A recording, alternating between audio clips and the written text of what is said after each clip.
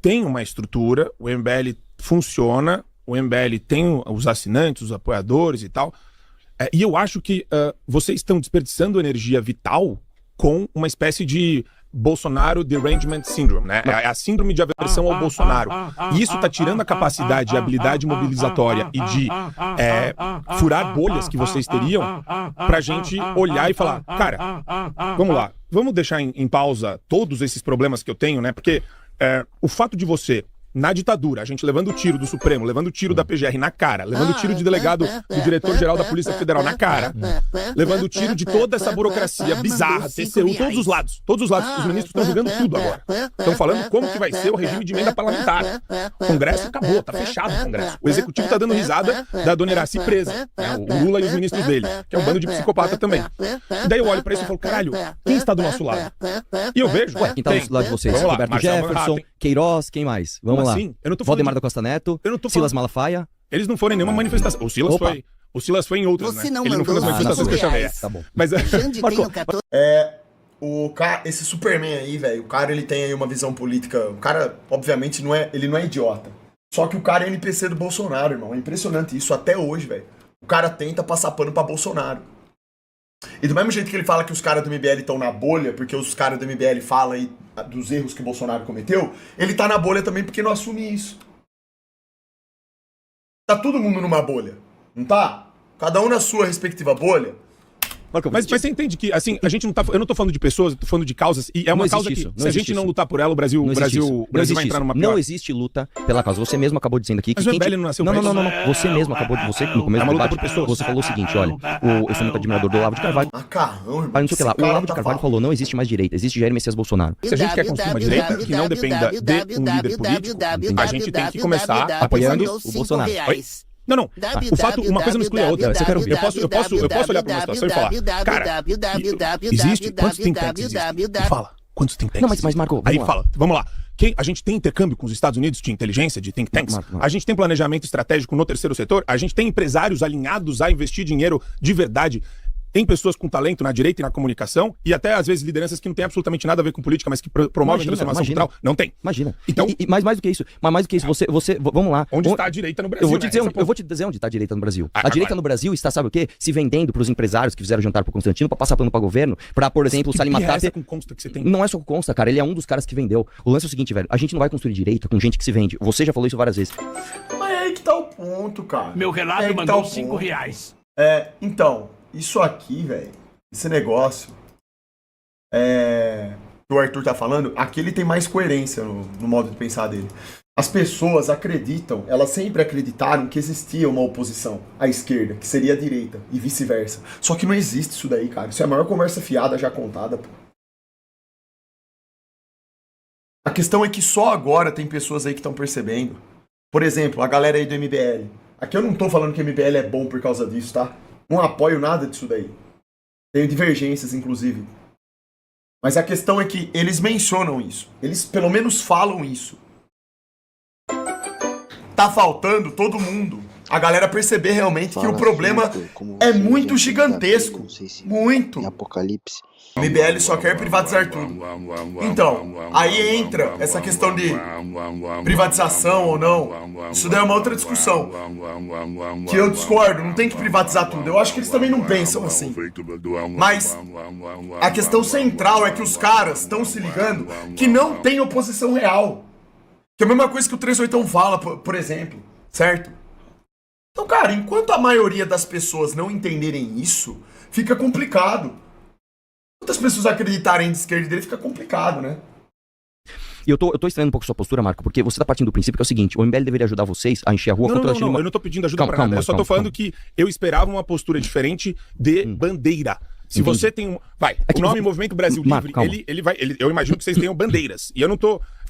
e vocês estão muito focados em uma pessoa, e não nas bandeiras. Não, Marco, não é uma pessoa. O problema é tudo aquilo que ela representa.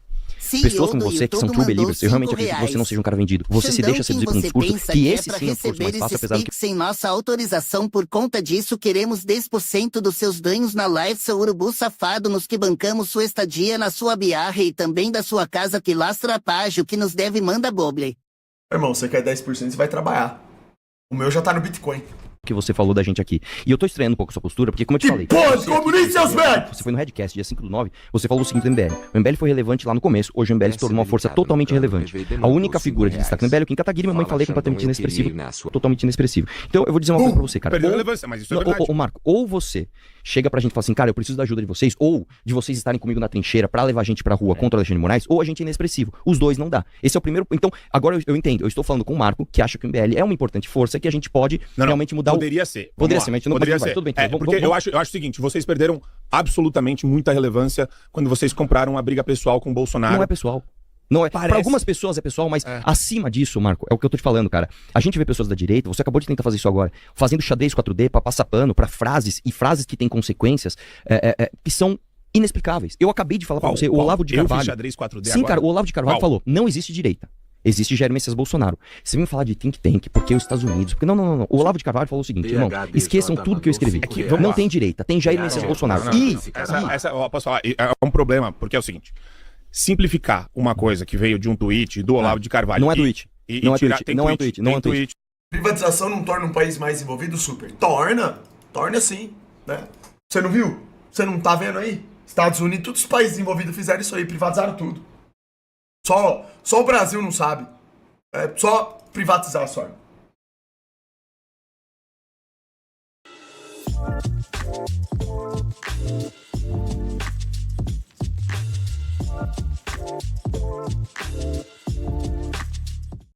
Também. Não é um tweet, Marco, é isso aí, um vídeo onde ele tem, se não me engano, 16 ou 17 minutos, onde ele vai explicando tudo isso, e a frase que você pesca, que resume tudo aquilo, é tipo assim, Voltaire, discordo tudo que você fala, mas vou defender, ele nunca falou aquilo, mas os estudiosos dele resumem a obra dele nessa frase. O que eu posso dizer é, neste momento, eu posso resumir, como eu falei, neste momento, eu posso resumir o que esse vídeo do Olavo de Carvalho tá fazendo e que toda a turma tava fazendo nisso. Não existe mais direita, existe Jair Messias Bolsonaro. E outra coisa, não dá, isso é factual, Marco, não dá pra você me dizer que aquelas pessoas que estavam na rua, na sua manifestação, e no 7 de setembro de 2022, que foi um fiasco, estavam lá não por causa do Bolsonaro, estavam lá por causa de uma causa, o que é mentira.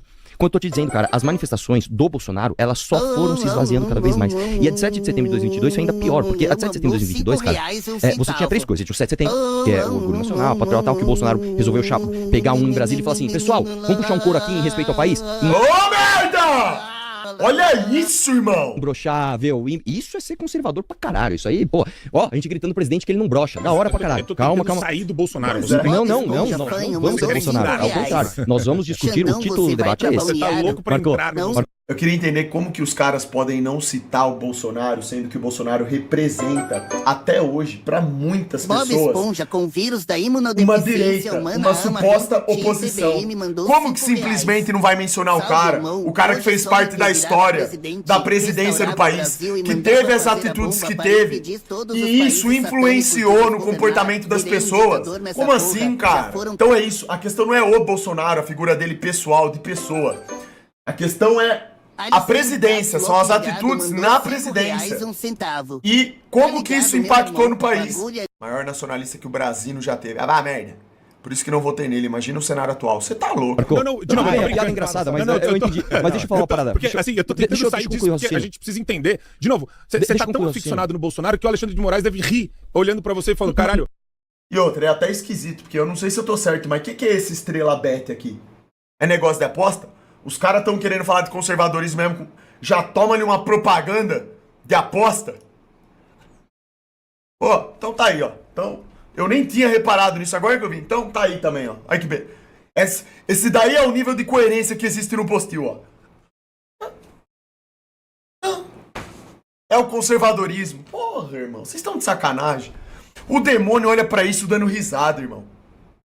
Dando risada, de verdade. O postil é zero coerência, irmão. Zero coerência. Aí tamo lascado. Entender. De novo, você tá tão aficionado no Bolsonaro que o Alexandre de Moraes deve rir olhando pra você e falando, caralho, esse é o partido missão que vai entrar no jogo agora. Não, Marco, deixa eu te falar uma parada, cara.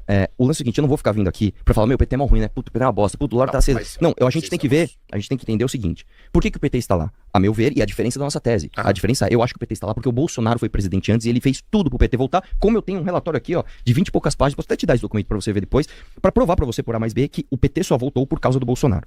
Mas Mas, voltando ao ponto que eu estava dizendo, que é o caso do Olavo de Carvalho e todo esse esvaziamento das manifestações, o que eu tô dizendo é o seguinte, cara, no 7 de setembro de 2022, a gente teve o 7 de setembro, a gente teve o Bolsonaro, que era a figura principal, e a gente teve a censura do X. Irmão, a censura de uma rede social no Brasil, que você mesmo fala, acertadamente, que, bom, nós entramos na seleta lista de países como o Iêmen, né? 193 países, né?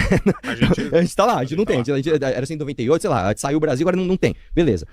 E a manifestação foi esvaziada por quê, cara? Porque o saldo do governo Bolsonaro foi, as pessoas estão absolutamente cansadas e desesperançosas, porque o voto de Bolsonaro em 2018 não foi um voto pela causa, ele foi muito mais do que isso. Ele foi um voto afirmativo, foi um voto de afirmação dos meus valores. Eu sou um cara de direita, eu sou conservador, não quero que meu filho vá pra faculdade e fique vendo kit gay, eu quero liberdade econômica, foi um voto afirmativo. O Bolsonaro cagou na cabeça dessas pessoas e basicamente tirou a esperança de quem era, que se chamava de direita, jogou no lixo. Tanto que a sua tese, e acertadamente, diz o seguinte, cara, a esquerda dominou todos os espaços de poder, terceiro setor, ONGs, imprensa, academia, papapá. Essa esquerda era assim em 2013, era assim em 2014, 15, pá. E hoje, com a mesma esquerda, por que a gente não consegue levar as pessoas pra rua? Porque o Bolsonaro cagou naquele movimento que se criou espontaneamente, ele cooptou pra si, do voto afirmativo conservador. Ele jogou isso fora, cara. Ele jogou isso fora. Vou meditar um pouquinho aqui em cima do que você tá falando. Eu acredito muito em assumir responsabilidade, inclusive por problemas que não são originados por mim, né? Eu acredito nisso, porque eu acho que é uma premissa conservadora, né? Então, eu não gosto de atribuir responsabilidades o tempo todo a terceiros. O engraçado é que os dois se dizem conservadores, mas um apoia o Bolsonaro, que teve mais de 5 esposas e aplaudiu o filho que engravidou a secretaria, e o outro, enquanto estava noivo, ficou falando que iria voltar para um país para comer mulher. Zero moral. Escuta o que eu tô falando, irmão. Não existe conservadorismo no Brasil. Sabe onde que tá o conservadorismo? Sabe onde que você pode encontrar esse tipo de conduta de conservadorismo? São em famílias religiosas, famílias que têm fé em Deus, que acreditam em Deus e vivem pro Criador. Que tomam conta dos seus filhos, educam eles bem, não deixam eles terem contato com nada de ruim, pessoas que se esforçam para isso. Esse discurso da direita de conservadorismo é jargão vazio, patético, é só para ganhar voto. É pra dizer que a direita defende aquilo que a esquerda não defende. Mentira. Ninguém defende conservadorismo de porra nenhuma. Ambas. O próprio Bolsonaro provou isso. Através do Bolsonaro, a esquerda avançou muito. Como que você pode se dizer ser um conservador se tudo aquilo de podre que tem na esquerda avança no seu governo? Faz sentido pra você isso? Faz. Não tem esse negócio, cara. De verdade. Acreditem no que eu tô dizendo. Essa conversa de conservadorismo é pura balela. Os dois aqui que estão conversando, eles podem ser conservadores. Que nem você citou aí o caso deles aí, né? Eu concordo com o que você está falando. Pra mim, não são. Mas vamos supor que eles sejam conservadores. Mesmo que eles sejam conservadores, eles precisam entender o seguinte. No Brasil, nós não temos uma representação fidedigna conservadora. Real. Não tem isso mais aqui, cara. Isso aí foi extirpado.